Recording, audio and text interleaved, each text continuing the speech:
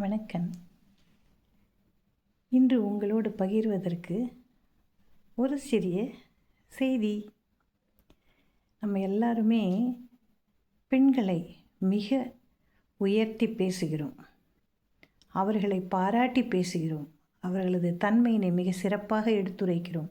அதிலும் குறிப்பாக அம்மா அப்படின்னு சொன்னோம்னா அதை மிக பெருமையாக இந்த உலகத்தில் மிகவும் மிகவும் உன்னதமான ஒரு உறவாக நாம் கொண்டாடி மகிழ்கிறோம் இல்லையா? ஏன்னா 10 மாதங்கள் அவள் நம்மை ஈண்டு வயிற்றில் வச்சு நமக்கு வேண்டிய உணவை கொடுத்து அந்த வயிற்றுக்குள்ளார என்ன உதைச்சாலும் வாங்கிக்கிட்டு அதனால் வரக்கூடிய விளைவுகளை அனுபவித்து நம்மளை ஈண்டெடுக்கிறாள். ஒவ்வொரு முறை ஒரு குழந்தை பிறக்கும் பொழுதும் அவள் மறுபிறவி எடுக்கிறாள். இதுதான். அதனால் அவளை நம்ம ரொம்ப கொண்டாடுறோம், தப்பே கிடையாது.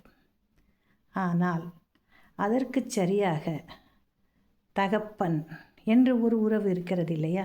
அதை இந்த அளவுக்கு உயர்த்தி கொண்டாடுறதுங்கிறது இல்லை தான். ஆனால் அவர்களும் ஒரு தாய்க்கு எந்த விதத்திலும் குறைந்தவர்கள் இல்லை. ஒரு தாயின் கர்ப்பப்பை ஒரு கோவிலின் கருவறை போன்றது. அந்த கருவறையின் உள்ளே உறையக்கூடிய தெய்வம் போன்றவர்கள்தான் தகப்பன்மார்கள். ஒரு சிறு துளியை பெருக்கிக் கொடுப்பவள் பெண் என்றால் அதற்கு காரணமாக அமைபவன் தகப்பன் தானே. அம்மானா பாசத்தை முழுவதுமாக பொழிந்து விடுவாள். அவளுக்கு எதையுமே உள்ளே வச்சுக்கவே தெரியாது. அப்படியே நம்மளை பொண்ணு மாதிரி அப்படியே வச்சுருப்பா, கையிலேயே பொத்தி பொத்தி பொத்தி வளர்ப்பா. ஆனால் எந்த ஒரு தகப்பனும் அப்படி செய்ய மாட்டான். ஏன்னா சமுதாயத்தில் தன்னுடைய மகன் ஒரு சிறந்த தலைவனாக, மற்றவரால் பாராட்டக்கூடியவனாக வர வேண்டும் என்றால் அவனுக்குன்னு சில பயிற்சிகள் அளிக்கப்பட வேண்டும். அது கடுமையானதாக இருந்தாலும் சரி, கவலையப்பட மாட்டாங்க. அந்த பயிற்சியை தன் மகனுக்கு கொடுப்பார்கள். அது ஒரு தாய் பார்க்கும்போது அந்த குழந்தைய கொடுமை பண்ணுற மாதிரி தோணும். சண்டை கூட போடுவா, என்ன குழந்தைக்கு இதெல்லாம் இவ்வளோ கஷ்டப்படுத்துறீங்க, செய்யட்டும் விடு அப்படின்னு சொல்லுவாங்க. ஏன்னா அவன் அந்த பணிகளை செய்தால் மட்டுமே அந்த வலிகள் தெரியும். ஒரு வேலையை ஒருத்தருக்கு நம்ம கற்றுக் கொடுக்குறோன்னு சொன்னால் அதனுடைய நுணுக்கங்கள் தெரிய வேண்டும். அடிப்படையிலேருந்து தான் மேலே போடுவோம். எழுந்திரிச்சோடனே மேலே போய் கோபுரத்தில் உட்காருறதுன்னா யாராலையும் படியில் ஏறணும்ல. கோபுரத்துலேயே நான் ஏறுறேன்னாக்கா நம்ம என்ன காற்றுல பறக்கிற இலையா மேலே போய் உடனே உட்காந்துக்கிறதுக்கு?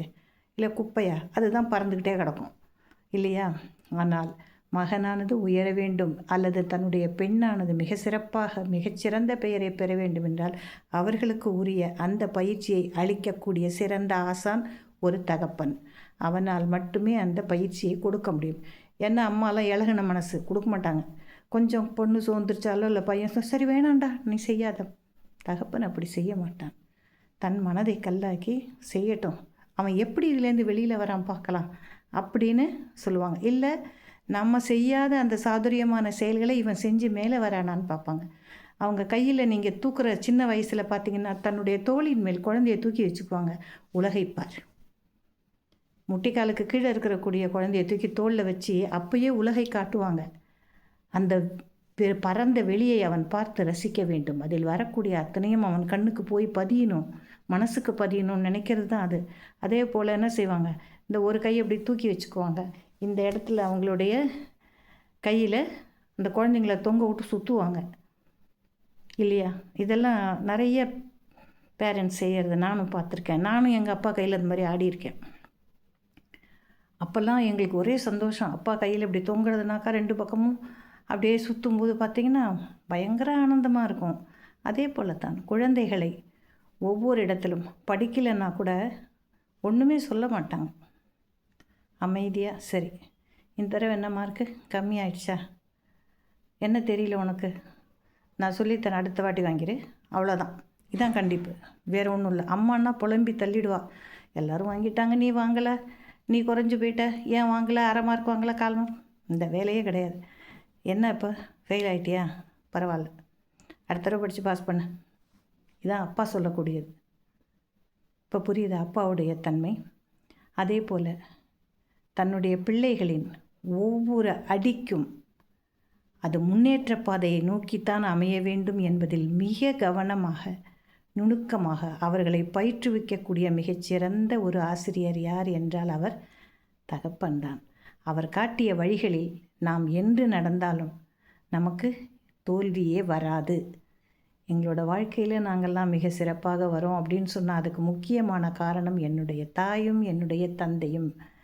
எங்களுக்கு அவ்வப்போது துவண்டு விழாமல் ஒரு தடவையும் எதுக்கு நீ இது பண்ணுற, ஒரு காலத்தில் கஷ்டம் வரத்தான் செய்யும், இதெல்லாம் எடுக்கக்கூடாது, போய்கிட்டே இரு முன்னால், வாட் நெக்ஸ்ட், அடுத்து என்ன செய்யணும், போய்கிட்டே இரு, முடிஞ்சதை பற்றி கவலைப்படக்கூடாது, போகணும் அப்படின்னு சொல்லி ஒரு சிறப்பான பாதையையும் மன உறுதியையும் அளித்தவர்கள் அவர்கள். இதே தான் எல்லா தகப்பனும் செய்வாங்க. ஆக எப்படி நீங்கள் தாயை கொண்டாடுகிறீர்களோ அதற்போல அதற்கும் மேலாக உங்களுடைய தந்தையையும் போற்றி பணிந்து அவர்கள் சொல்லுவதை காதில் வாங்குங்க முதல்ல, அப்புறமா நீங்கள் மற்ற விஷயங்களை பேசலாம். முதல்ல காதில் வாங்க கற்றுக்கங்க. அதனுடைய விளைவு இன்று தெரியாது, நாளை நீங்கள் ஒரு தகப்பனாகும் பொழுது நம்ம அப்பா இந்த ட்ரைனிங் கொடுத்ததுனால தான் நான் இன்றைக்கி நல்லா இருக்கேன்னு சொல்லி நீ அந்த ட்ரைனிங்கை உன் பிள்ளைக்கு கொடுக்க போவ, தெரியுதா? ஆக ஒருபோதும் உங்களுடைய தாய் தகப்பனை நீங்கள் மதிப்பு குறைவாக நடத்தாதீர்கள், நினைக்காதீர்கள். அவர்கள் கல்வியே கற்கவில்லை என்றால் கூட மிகச்சிறந்த அனுபவம் மிக்க ஆசான்கள் என்பதை மனதில் நிறுத்தி அவர்கள் கூறக்கூடிய ஒவ்வொரு சொல்லையும் உங்களுடைய மனதில் பதிய வைத்து கொள்ளுங்கள். அவை பதியன் போல் நிச்சயமாக வளர்ந்து உங்களுக்கு நலமான வளமான வாழ்க்கையை அமைக்கும் என்று இந்த செய்தியோடு இன்று விடைபெறுகிறேன். நன்றி.